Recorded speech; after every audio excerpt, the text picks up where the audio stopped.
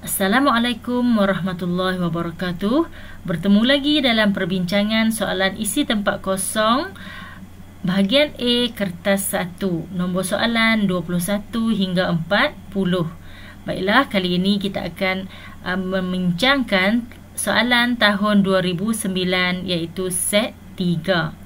Okey, terus kepada soalan. Perbuatan membunuh diri ialah melakukan perbuatan yang boleh memisahkan roh daripada jasad ataupun badan sendiri. Pelajar-pelajar sila ingat hanya satu jawapan sahaja yang diperlukan untuk soalan ini. Seterusnya soalan nombor 22, menyesal terhadap maksiat yang dilakukan, berhenti melakukan maksiat dengan segera, berazam tidak akan mengulanginya lagi. Pernyataan di atas merujuk kepada syarat-syarat taubat. Jawapannya adalah taubat. Kita tengok menyesal dengan maksiat, berhenti buat maksiat, tentulah berkaitan dengan taubat. InsyaAllah boleh diingati. Soalan ni senang. Okey, seterusnya, menurut pendapat ahli sunnah wal jamaah, pelaku dosa besar tetap dikira sebagai mukmin kerana imannya masih ada, tetapi dikira fasik kerana telah melakukan dosa besar. Okey, ingat dalam tajuk ahli sunnah wal jamaah, sebab dalam tajuk ni dia ada compare ahli sunnah wal jamaah dengan Syiah Zaidiyah. Kan? Syiah Zaidiyah pendapat dia macam ni, ahli sunnah wal jamaah kata imannya masih ada tetapi dikira sebagai fasik, manakala Syiah Zaidiyah dia kata terletak di antara iman dan kufur. Okey, hukum orang Islam yang mukallaf lari dari medan perang adalah haram, hukum haram. Okey, soalan 25. Soalan ahli sunnah wal jamaah lagi. Prinsip ahli sunnah wal jamaah diberi berpegang teguh dengan Al-Quran dan As-Sunnah, berpegang teguh dengan prinsip As-Salafus Salih, dan soalan berkehendakkan prinsip-prinsip yang lain. Maka pelajar-pelajar boleh pilihlah. Ini adalah jawapan daripada buku teks kita lah. Okay? Merujuk pada Al-Quran dan As-Sunnah apabila berlaku pertelingkahan atau perselisihan faham, tidak menghukum kecuali bukti yang sahih, tidak mencela atau mengkafirkan orang yang tidak sealiran dengan mereka. Ini ialah pegangan atau prinsip kumpulan ahli sunnah wal jamaah, iaitu kita lah, iaitu orang yang mengikut Al-Quran dan sunnah Rasulullah. Okey, soalan seterusnya, Allah Subhanahu Wa Taala telah memberi kepada orang yang bermusafir untuk mengerjakan solat secara jamak dan qasar. Okey, bila masuk solat jamak qasar, lepas tu musafir pula.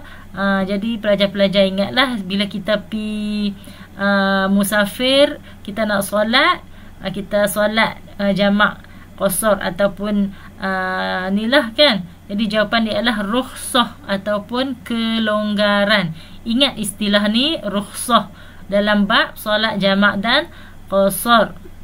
Okey, soalan nombor 27, menyebarkan ajaran Islam, program pemulihan akidah, kerjasama dalam penguatkuasaan undang-undang. Pernyataan di atas berkaitan dengan langkah-langkah menangani atau membenteras atau menjauhi ajaran sesat. Menangani ajaran sesat, membenteras ajaran sesat, menjauhi ajaran sesat. Ni pilihlah salah satu.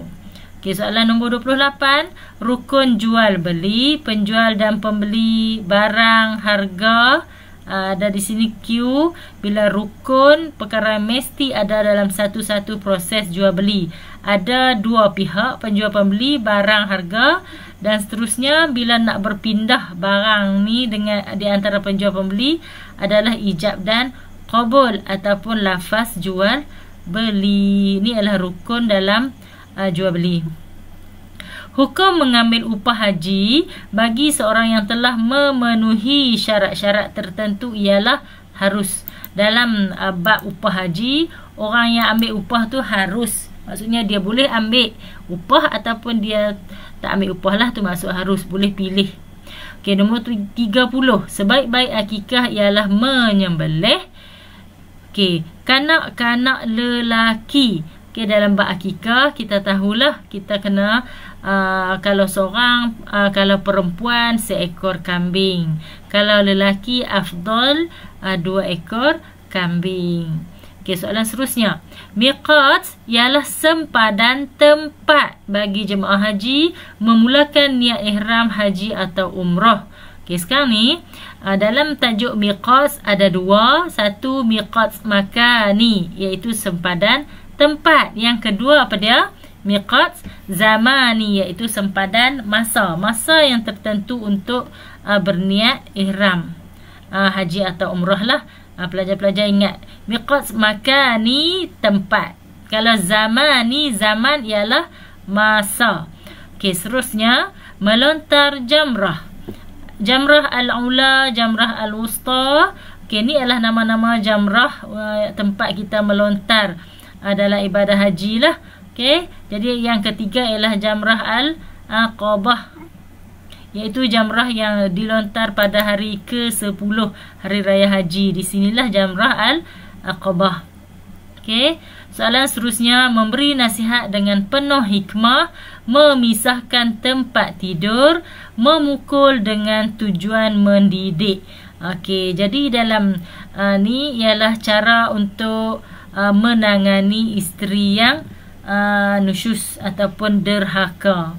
Okey, kalau kita tengoklah ada nasihat, ada tempat-tempat tidur ni, dia cerita tentang suami isteri, cerita bab nusyus. Okey, soalan seterusnya, kesan positif daripada kepimpinan Khulafa Ar-Rasyidin dari aspek sosial hidup bermasyarakat lah. Ilmu pengetahuan diberi perhatian yang penting, kebajikan fakir miskin diberi keutamaan. Jadi yang tinggal di sini ialah rakyat diberi layanan yang sama rata. Sebab kita tengok ni aspek sosial nah, semua bab-bab ilmu kebajikan ni ada layanan yang sama rata ataupun adil. Okey, nombor 35. Ulama pertama yang menyusun kitab fiqh mengikut bab dan fasal.